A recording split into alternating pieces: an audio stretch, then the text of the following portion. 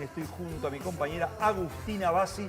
Pero Agus, hoy no estamos solos. No estamos solos. Algunos datos que arroja la pandemia tienen que ver con el aumento en un 35% por parte de los más chicos de bebidas azucaradas. Un aumento del 35% de lo que son snacks.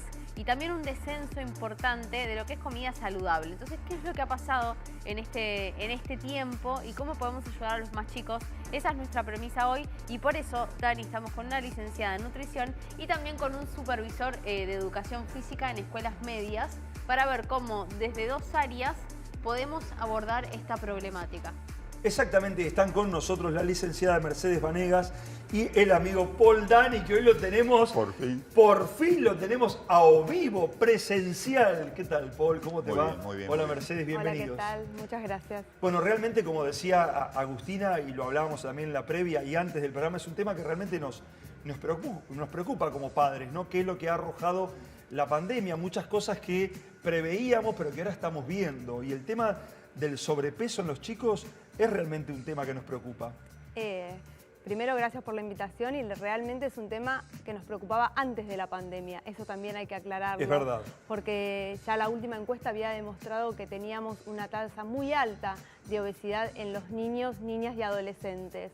La pandemia dejó sus secuelas claramente porque los chicos alteraron sus horarios de comida, sus horarios de sueño, estuvieron mucho más tiempo en su casa y obviamente, como hubo más cocción también en la casa, de preparaciones, de platos, también tuvieron más libertad y más acceso a un montón de productos y bien como decía la conductora, hubo más consumo de bebidas azucaradas, que son las gaseosas, los jugos, y después todos los productos de snack o de panaderías o las galletitas, todo eso que los chicos consumen sin control, que son altos en grasas, altos en azúcares y al moverse menos, bueno, tenemos el resultado de que se ve en el consultorio, en la diaria, el aumento de peso, que todavía no tenemos datos. Sí, no hay todavía datos relevantes porque recién se están empezando a hacer unas primeras encuestas, pero algunos estudios que se han hecho en otros países hablan de entre 3 a 4 kilos y realmente lo que yo veo en el consultorio es que es mucho más eso, ¿sí? Las infancias están trayendo un aumento de peso que va entre 6 a 10 kilos, lo cual es un montón. Es muchísimo. Y tenemos que tener en cuenta que a lo mejor ese chico, que hoy yo lo diagnostico, por ejemplo, con un grado de obesidad, antes tenía un diagnóstico de sobrepeso. Entonces ya toda su estructura y su estado de salud empieza a deteriorarse y eso es también lo preocupante, ¿no? Ahora, Paul, ¿qué has notado vos desde la escuela? Digo, evidentemente pasó que las pantallas y esto de no poder salir de casa hizo que el sedentarismo aumente. El sedentarismo aumentó un 50% según datos últimos de los organismos internacionales que se dedican al estudio del tema y también, como dice la compañera licenciada, ya en 2019 los datos eran complicados. 41% de sobrepeso y eso se divide en un 25% de obesidad y el resto aproximadamente, el resto porcentaje de sobrepeso. Impactó en la adolescencia de manera drástica. El 70% de los chicos y chicas en edad escolar no accede a las actividades físicas con la frecuencia recomendada. Las recomendaciones de la Organización Mundial de la Salud es 1 hora de actividad física por día. Ni siquiera la educación física escolar está pudiendo resolver ese dilema. Por lo tanto, estamos todos obligados, y sobre todo a la escuela, que el planteo de la educación física puntualmente es la puerta de entrada a la salud a lo largo de toda la vida, por decirlo de alguna manera. O sea, si hay algún momento, un lugar donde el chico o la chica adquiere la cultura del movimiento, ¿dónde si no? En la escuela, y educación física está desde jardín hasta el final del secundario. Diríamos que es una de las únicas materias que acompaña a lo largo de la vida de todo el desarrollo escolar de este adolescente, de este joven, de este infante. Y la verdad que la pregunta que uno se hace es ¿por qué no logramos impactar seriamente en las culturas de movimiento, el acceso al movimiento y demás? Creería que la complejidad tiene que ver mucho con las características de la alimentación al cual se accede, ¿no? Imaginémonos también que esos porcentajes se amplifican en los sectores vulnerados. Digo, una familia pobre tiene mayor impacto de estos datos que estamos comunicando, ¿no? ¿Y vos lo ves eso, Paul, en la escuela? ¿Los chicos llegan a la clase de educación física? ¿Los ves con sobrepeso? Sí, se ve notoriamente. Estamos obviamente tratando de registrar nuestros propios datos en lo que es en CABA. A pesar de algunas fortalezas que tiene Cava, ¿no? Accesibilidad a espacios al aire libre, las escuelas primarias con la educación física instalada en el turno. La educación secundaria tiene mayores problemas ahí. No es tan fácil el acceso a los espacios de actividad física porque no es la escuela la sede de la clase de educación física. Es a contraturno. En muchos casos, algunos espacios son medios complejos para acceder y las familias han optado por no enviar a su hijo a la clase de actividad física. Ya veníamos con este arrastre antes de la pandemia. Por lo tanto, tenemos mucho por hacer desde la educación física escolar y diría yo que una de las lógicas, la habíamos comentado y Roberto, nuestro compañero supervisor, en aquel primer encuentro habló de la escuela en movimiento. Creo que la opción hoy por hoy es echar una mirada global y hacer un enfoque integral de la problemática de la alimentación saludable y el acceso al movimiento en la escuela. Por lo tanto, creo yo que la educación física no es el único lugar donde los chicos y las chicas deben moverse. En todo el momento en la escuela deben moverse. Pienso también cómo podemos ayudarlos desde la alimentación en casa, con algo que mencionabas recién vos, Paul, que es lo que está pasando a nivel económico en el país, ¿no? Con una suba en alimentos que es muy notoria, y con familias que a veces les resulta mucho más fácil comprar hidratos de carbono por una cuestión de precio que armar una alimentación saludable. ¿Cómo ven ese punto? Digo, intentar también en una situación de mucha crisis, bueno, revertir cómo nos alimentamos en casa. Primero que existe un patrón alimentario bastante marcado en la sociedad en lo que es el consumo de las comidas, digamos, industrializadas, que tenemos que entender que muchas veces se consumen productos alimenticios y no alimentos. Entonces, eso también encarece la canasta, digamos, de alimentos, ¿sí? Si nosotros basamos la educación alimentaria en educar a la gente, va redundando la palabra, digo, en que tienen que consumir alimentos. Entonces enseñamos a consumir legumbres, les enseñamos a consumir los hidratos de carbono, pero de mejor calidad, que a lo mejor es mejor hacer una torta que comprar un paquete de galletitas o hacer galletitas caseras, incorporar frutas y verduras a las preparaciones. Yo trabajo mucho en esta época con las frutas de estaciones, por ejemplo. Eso es fundamental, me parece fundamental. Exacto, y aprovechar e incorporar las frutas y las verduras en preparaciones. Entonces hacer muffins, hacer budines, todas alternativas donde incorporamos no solamente la banana, que es como el que más se usa, utilizar pera, utilizar el zapallito, utilizar la zanahoria, incorporamos ahí la fibra y eso también tiene que ver con un costo, ¿está? Entonces sacamos un poquito del mito de que es más caro, ¿bien? Sí, el tema es el tiempo ahí, ¿no? Muchas veces pasa, digo, hay familias que trabajan tanto el padre o la madre digamos, es complicado. Mira, por eso hablamos lo que él decía en la educación, también va en la educación física, también va en la educación alimentaria. Acá hay una cuestión de educación.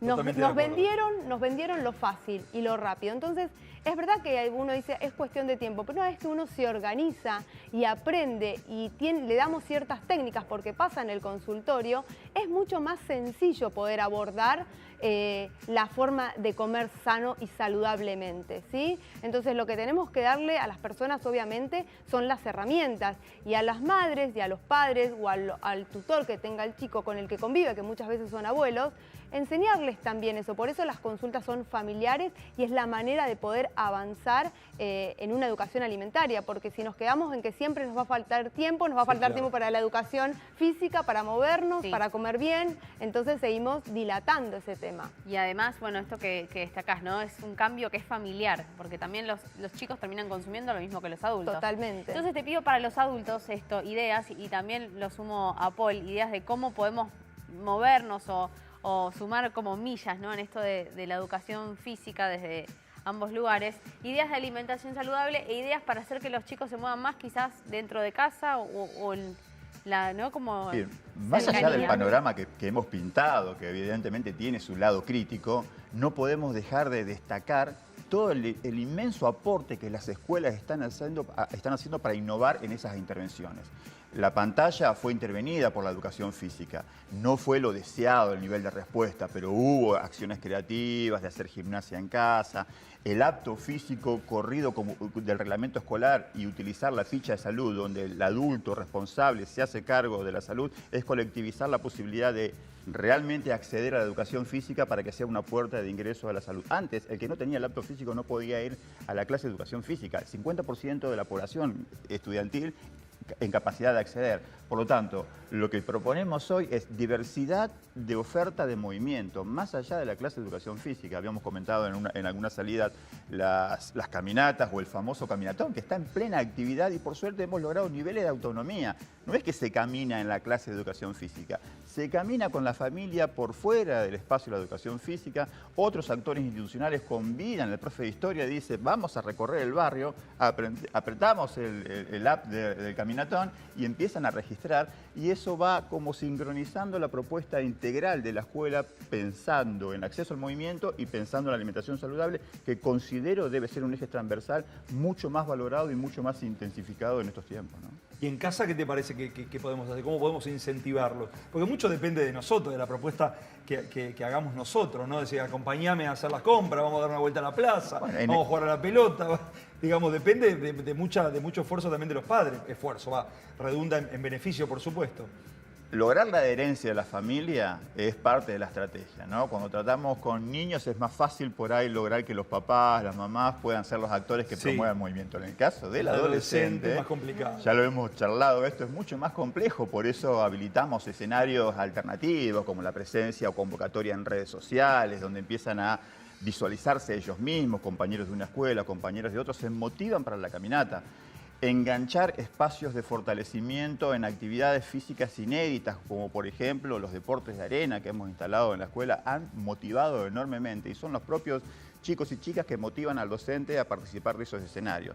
En casa el caminatón está impactando. ¿Por qué? Porque salen a caminar con papá, con la mamá, e incluso cuando va a ser mandado, nos han mandado fotos de yendo a la verdulería en la caminata, y el detalle pasa ahora, bueno, ¿cómo hacemos que esa caminata impacte en la salud, ¿no? Ahí Y logra adherencia, como decís vos. Claro.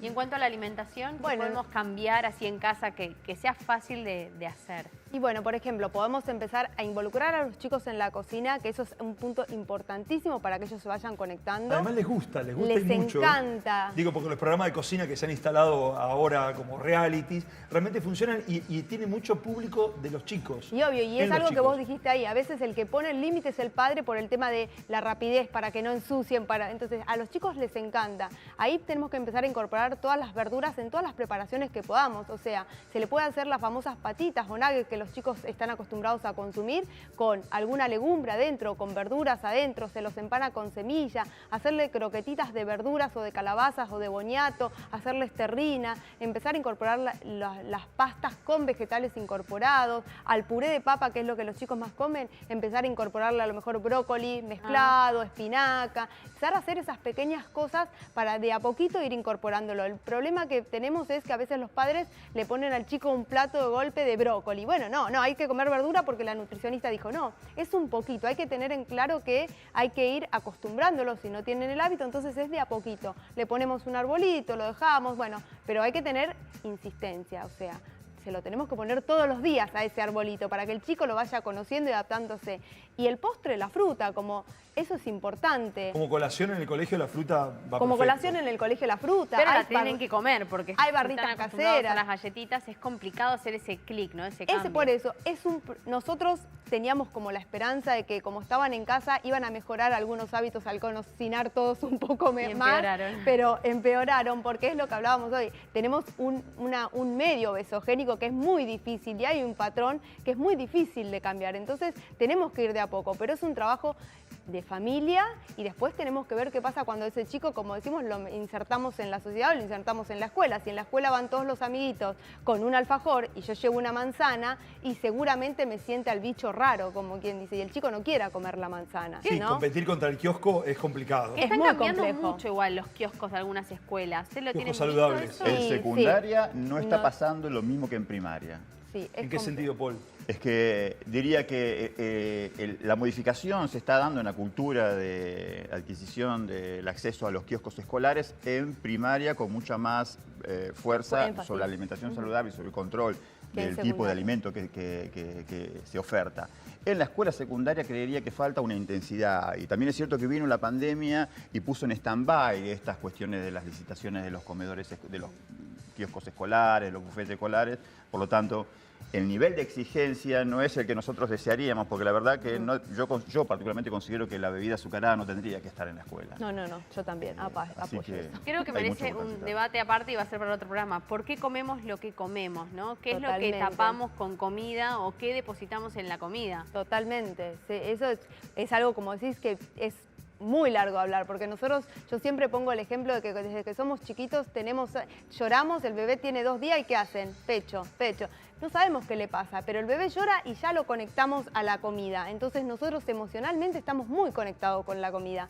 Las madres se van a hacer una ecografía y ¿qué le dicen? Tomá una gaseosa o comé algo dulce para que la criatura se mueva. Y ya ahí le estamos pasando un patrón genético de receptibilidad alimentaria. Entonces todo eso queda guardado. Hoy hay estudios que eso lo corroboran. Entonces tenemos una gran relación en lo emocional con la comida, que es para hablar largo y tendido. ¿Cuánto por cambiar, ¿no? Porque venimos hablando que esto se acentuó con la pandemia, pero no es responsabilidad exclusivamente de la pandemia. Venía de antes, como bien decías vos, Mercedes. Venía de antes y lamentablemente se viene acrecentando, y así como hablamos de los excesos, también tuvimos muchos casos de otros trastornos alimentarios que tienen que ver, como la anorexia y la bulimia, que también se acentuaron en la pandemia por las depresiones, por la soledad. O sea, la malnutrición es un punto muy importante en la República Argentina y necesitamos darle, digamos, mucha pantalla para que se entienda y tener herramientas para poder trabajar sobre esto, porque es importante en los docentes de todas las áreas y hasta los profesionales de salud que no somos de la nutrición tenemos que estar capacitados en este tema. Nosotros realmente les agradecemos muchísimo y bueno, los trajimos juntos porque van muy de la mano la educación física con la nutrición, y es lo que debemos lograr con nuestros hijos, esa adherencia a la comida saludable y también a la educación física. Muchísimas gracias, Mercedes, muchísimas gracias Paul. Al fin lo vemos. Yo me lo imaginaba más chiquito, lo grandote, Paul, es alto, mirá vos. Gracias. No, de nada, gracias a ustedes. Nosotros, señoras y señores, nos vamos a comunicar con nuestro móvil. El señor